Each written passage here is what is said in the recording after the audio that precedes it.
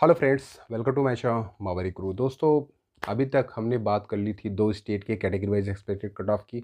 हालांकि ये expected cut off जो है वो आपको केवल आइडिया दे सकता है, क्योंकि अभी आपका रिजल्ट नहीं आया है, ना ही मेरिट का पता है। लेकिन ये है कि एक आपको हल्का फुल्का आइडिया दे सकता है। जो मैक्सिमम मार्क्स है उस पर आपका सीट लगभग पक्का हो जाता है, लेकिन जो मिनिमम रेंज है और मैक्सिमम रेंज है उसके बीच में आपका कट ऑफ आएगा, इतना पॉसिबिलिटी है। तो क्या हो सकता है कैटेगरी वाइज वेस्ट बंगाल का एक्सपेक्टेड कट ऑफ, इसी के बारे में वीडियो है। वीडियो को ध्यान से देखिएगा, लास्ट तक देखिएगा, क्योंकि मैंने एक्सप्लेन जो किया है बहुत ही अच्छी तरीके से एक्सप्लेन किया है। और फर्स्ट टाइम अगर चैनल पे है तो सब्सक्राइब कर लीजिए, क्योंकि इससे बेस्ट चैनल आपको नहीं मिलेगा। और वीडियो को लाइक और शेयर कीजिए मैक्सिमम, जिससे मैक्सिमम कैंडिडेट्स को। दोस्तों, वेस्ट बंगाल के कैटेगरी वाइज कट ऑफ से पहले एक बात मैं क्लियर कर देना चाह रहा हूँ कि ये लो मेरिट स्टेट है, लो मेरिट स्टेट। और सबसे इम्पोर्टेंट बात ये है कि लो मेरिट स्टेट होने के बावजूद भी इसका जो परफॉर्मेंस है वो 2017 से लेके 2020 तक लगातार इम्प्रूव होता गया। मींस कहाँ 2017-16 से पहले वेस्ट बंगाल में लेस देन 500 पर सीटें मिलती थी, और कहाँ 2020 के आते आते 560 प्लस पे सीटें मिलने लगी। मीन्स 480 पे आपको वेस्ट बंगाल की सीटें लगभग मिल जाती थी। तो ये मान के चलिए कि 70 से 80 मार्क्स का इम्प्रूवमेंट हो गया है इन सालों में। तो लो मेरिट स्टेट में यही होता है दोस्तों कि पेपर टफ होने के बावजूद भी कैंडिडेट्स यहाँ पे एक टारगेट रख लेते हैं कि भाई हमारे स्टेट का अगर 560 जा रहा है, 560, 565 या 570 जा रहा है, तो वो टारगेट रख लेते हैं कि हमें इतना करना ही करना है, वरना हमें सीटें नहीं मिलेंगी। ये टारगेट हो जाता है कैंडिडेट्स का। तो पेपर आपका टफ होने के बावजूद भी, पेपर टफ कितना होता है, पेपर की जो टफनेस होती है वो बेसिकली ऊपर वाले रैंक पे देखी जाती है। अब यहाँ तक आते आते मीन्स अगर आप देखेंगे 560 मार्क्स जो कैंडिडेट्स कर रहा होगा, जो एवरेज कैंडिडेट्स कर रहे होंगे, वो कितने हज़ारों में होंगे ये मैटर करता है। क्योंकि जैसे आपकी रैंक अगर ऊपर रहती है, स्कोर ऊपर रहता है, 670 680 रहता है, तो उसके बीच में मार्क्स और रैंक के बीच में गैप कम रहता है। लेकिन अब 560 और 570 के बीच में हज़ारों स्टूडेंट आ जाते हैं। तो इसलिए यहाँ पे ये कहना मुश्किल हो जाता है कि कितना कट ऑफ जा सकता है, क्योंकि क्वेश्चन पेपर में जो टफ क्वेश्चंस होते हैं वो सर्टेन नंबर ऑफ क्वेश्चंस होते हैं। लेकिन अगर जो कैंडिडेट्स 550 560 कर रहे हैं तो वो ऑलरेडी उन सब क्वेश्चंस को स्किप करके ही कर रहे हैं, ये मान के चलिए।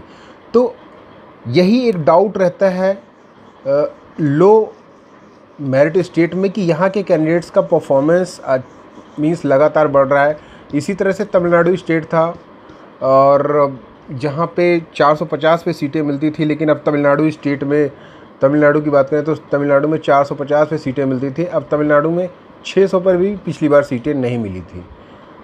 तो ये उन कैंडिडेट्स पे डिपेंड करता है कि अगर वो ये टारगेट रखे कि मन में रखते हैं कि 600 पे अगर सीटें नहीं मिली है, दैट मीन्स कि उनको इससे भी अच्छा करना पड़ेगा। तो ये एक टारगेट हो जाता है जिससे कैंडिडेट्स का परफॉर्मेंस इम्प्रूव होता है। अब बात करते हैं वेस्ट बंगाल में क्या हो सकता है। देखिए, वेस्ट बंगाल में पहली बात तो कैंडिडेट्स का परफॉर्मेंस अगर अच्छा होता है तो कट ऑफ आपका काफ़ी अच्छा भी जा सकता है। लेकिन एक बेसिक मैं आइडिया आपको दे दे रहा हूँ, जनरल का 545 टू 555। इसी तरह से EWS का अगर हम बात करें, EWS कैंडिडेट्स का 535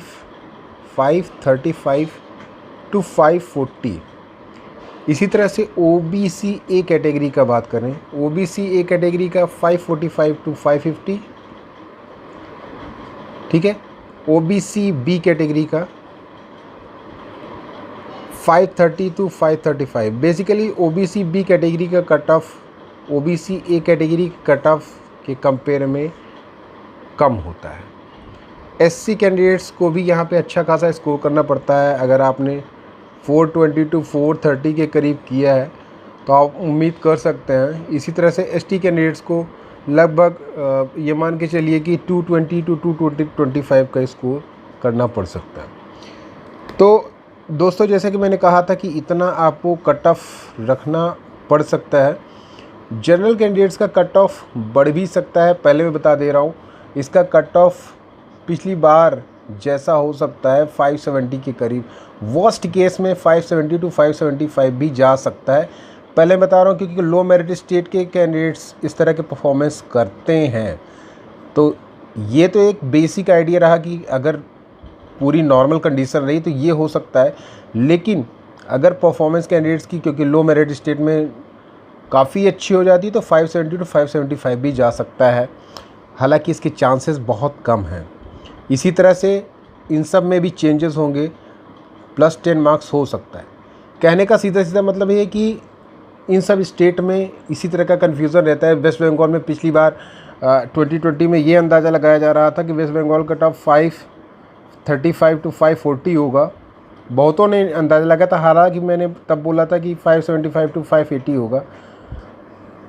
तो ऐसा नहीं होता है क्योंकि कैंडिडेट्स यहाँ पे परफॉर्मेंस अच्छी कर देते हैं कभी कभी। तो ये भी मैटर करेगा जब आपका रिज़ल्ट आएगा, तो क्लियर हो जाएगा।